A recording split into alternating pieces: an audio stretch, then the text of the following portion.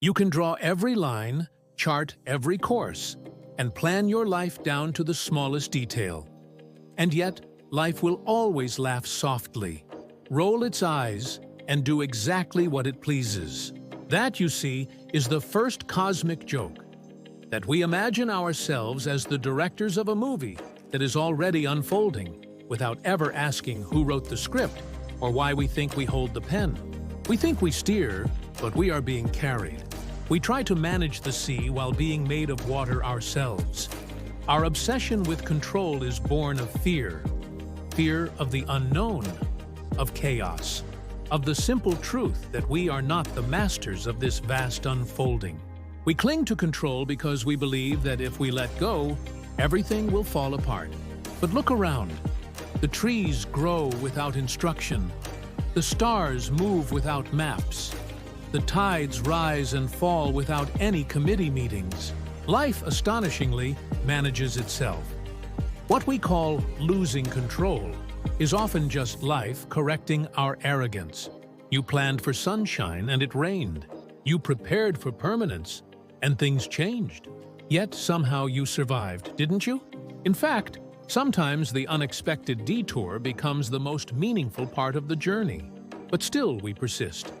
We write 5-year plans, optimize our mornings, track our moods and steps and breaths, as though measuring could replace meaning. Why do we do this? Because the mind hates uncertainty. The ego, that psychological echo that says I, cannot stand not knowing.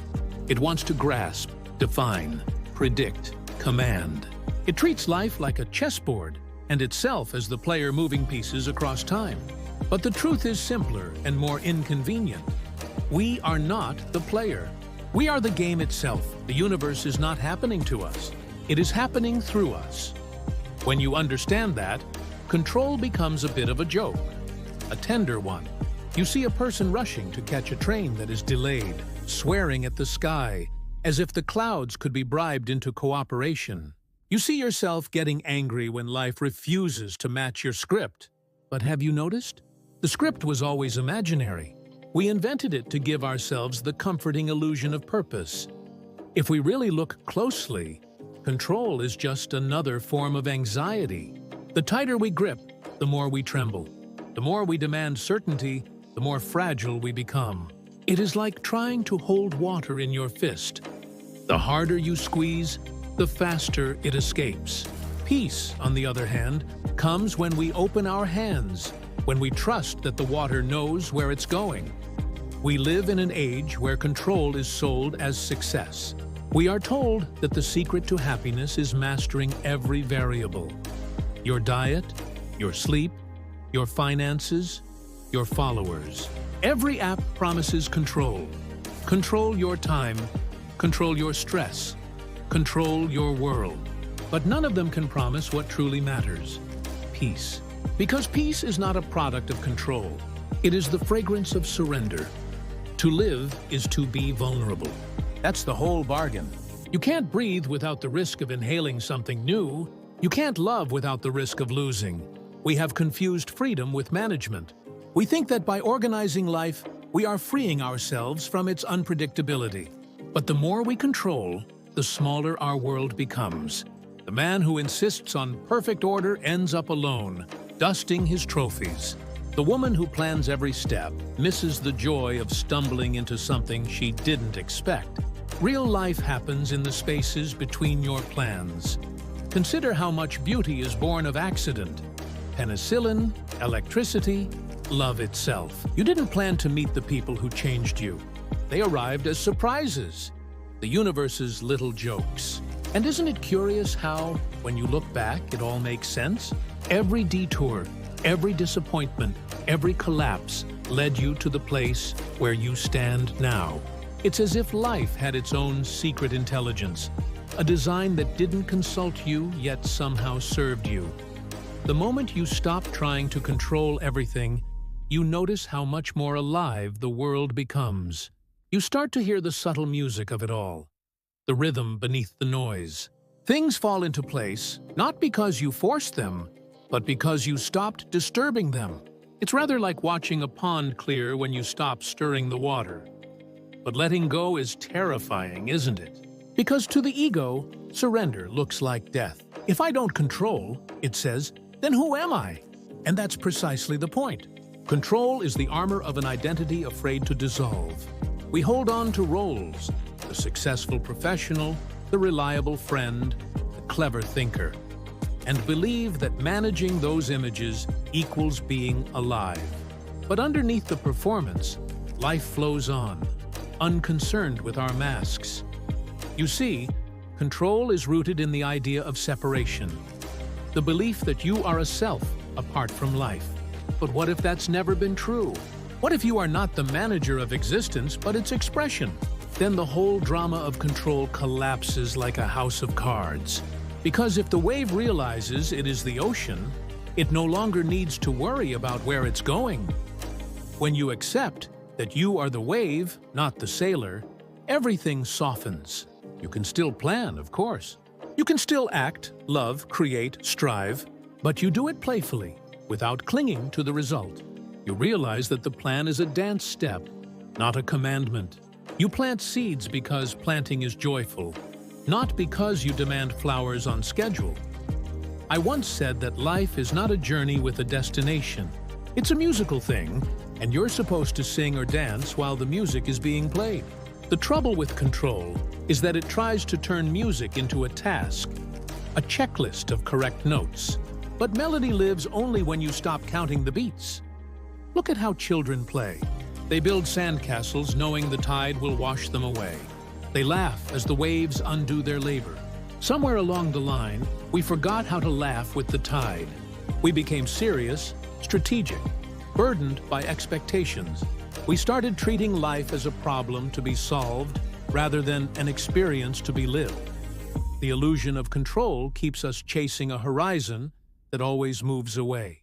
We think, once I organize my life perfectly, then I'll be at peace.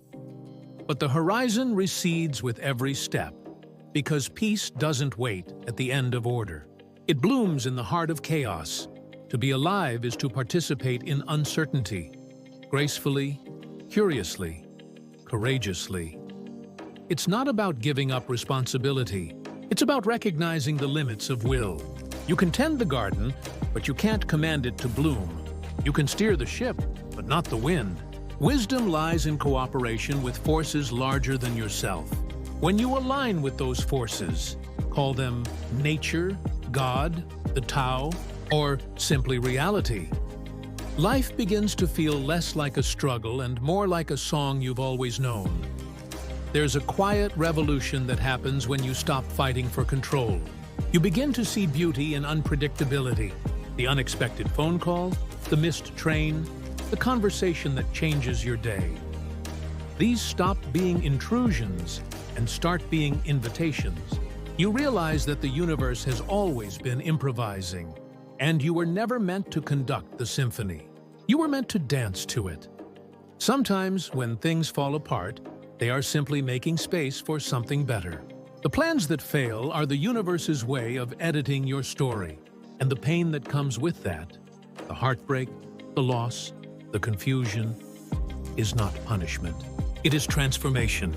The seed must break for the flower to emerge. Control resists that breaking. Surrender trusts it.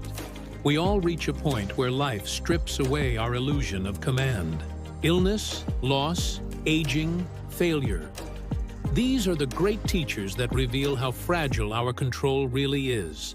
But in that revelation lies liberation.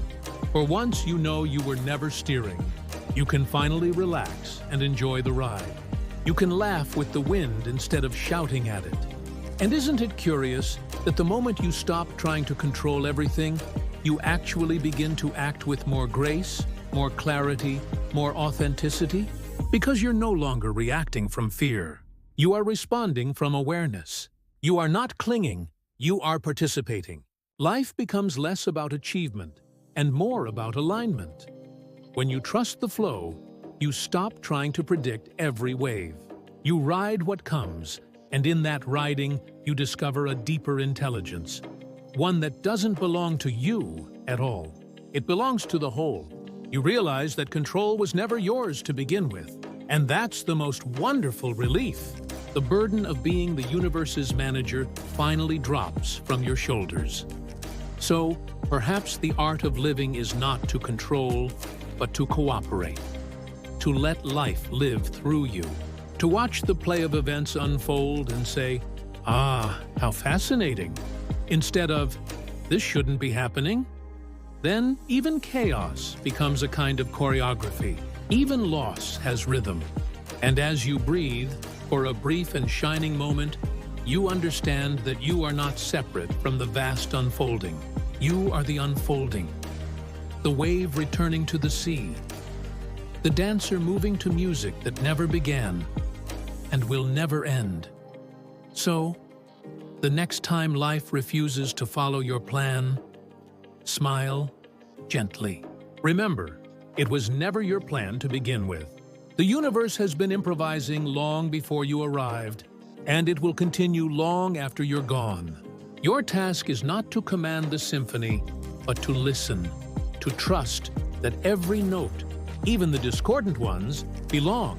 Because when you stop trying to control the melody, you might just hear it for the first time. And that, my friends, is the beginning of true freedom. But then, if we are not in control, who is? Perhaps there is no controller at all. Only consciousness, playing hide and seek with itself, pretending to be a person steering a ship through time. And that, you see, is the next great illusion. The illusion of the ego.